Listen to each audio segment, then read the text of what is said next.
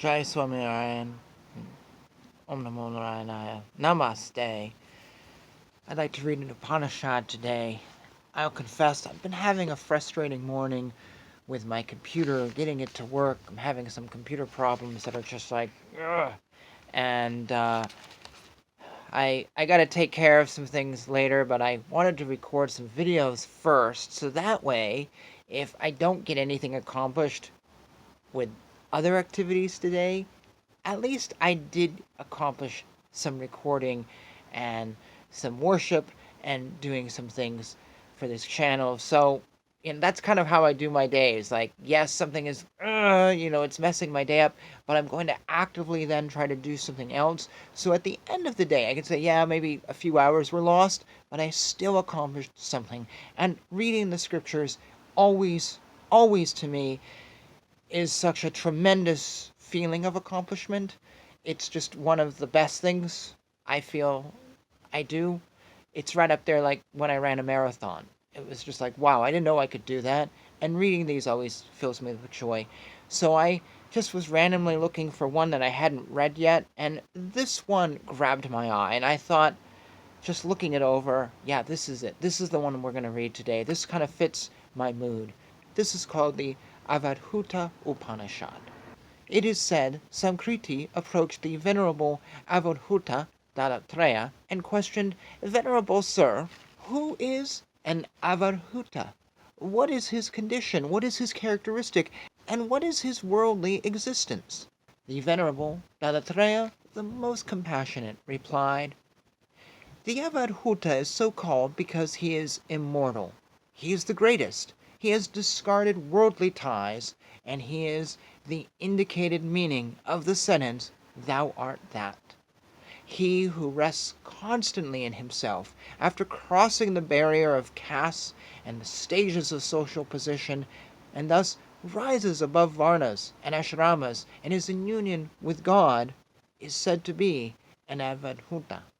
His joy is the head, delight is his right wing, great delight his left wing, and bliss his very self. Thus he assumes a fourfold condition. One should identify Brahman neither with the head, nor with the middle, nor with the bottom, but with what remains in the shape of the tail, since it is said that Brahman is the tail and substratum. Thus those who contemplate this fourfold division attain the supreme goal. Not by rituals, not by begetting children, not by wealth, but by renunciation alone, a few have attained immortality. The Avadhuta's worldly existence consists in moving about freely with or without clothes. For them there is nothing righteous or unrighteous, nothing holy nor unholy. Through all-consuming correct knowledge, the Avadhuta performs the Ashvamedha sacrifice within himself. That is the greatest sacrifice and the great yoga. None of this extraordinary free action of his should be disclosed. This is the great vow. He is not tainted like the ignorant. As the sun absorbs all waters, and the fire consumes all things, remaining unaffected by them, even so the pure yogi enjoys all objects, unstained by virtues or sins. As the ocean into which all waters flow maintains its nature despite the water pouring in from all sides, he alone attains peace, into whom all desires flow in a like manner. Not he who seeks the objects of pleasure. There is neither death nor birth, none is bound, none aspires. There is neither seeker after liberation, nor any liberated. This indeed is the ultimate truth. Many were my activities, perchance in the past, for gaining things here and thereafter, or for obtaining liberation. All that is now of the past.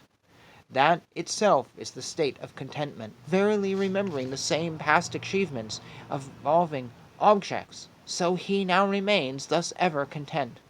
The miserable, the ignorant, those desirous of children, their needs must suffer. Wherefore shall I suffer, who am filled with supreme bliss? Let those who yearn to go to the other worlds perform rituals. What shall I, who am of the nature of the worlds, perform? For what and how? Let those who are of the worlds perform, but for what and how? Let those who are qualified interpret the Shastras or teach the Vedas. I have no qualification, since I am free of action. I have no desire for sleeping or begging, bathing or cleaning, nor do I do them. If onlookers thus superimpose, let them do so. What matters to me the superimposition of others? A heap of the red blackberries would not burn, even if others superimposed fire on them. Likewise, I partake not of worldly duties superimposed on me by others. Let them who are ignorant of the reality study the Scriptures. Knowing the reality, why should I study? Let them who have doubts reflect upon what was studied. Having no doubts, I do not reflect. Were I under illusion, I may meditate. Having no illusion, what meditation can there be for me? Confusion of the body for the self, I never experience. The habitual usage, I am a man, is possible even without this confusion, for it is due to impressions accumulated during a long time. When the results of action set in motion are exhausted, the habitual usage also ends. This worldly usage will not cease even with repeated meditation unless such actions are exhausted. If infrequency of worldly dealings is sought, let there be contemplation for you. Wherefore should I, to whom worldly dealings offer no hindrance, contemplate? Because I do not have distractions, I do not need concentration. Distraction or concentration being of the mind that modifies. What separate experience can there be for me, whom am of the nature of external experience? What has to be done is done, what has to be gained is gained forever. Let my dealings, worldly, scriptural, or of other kinds, proceed as they have started, I being neither an agent of action nor affected by it.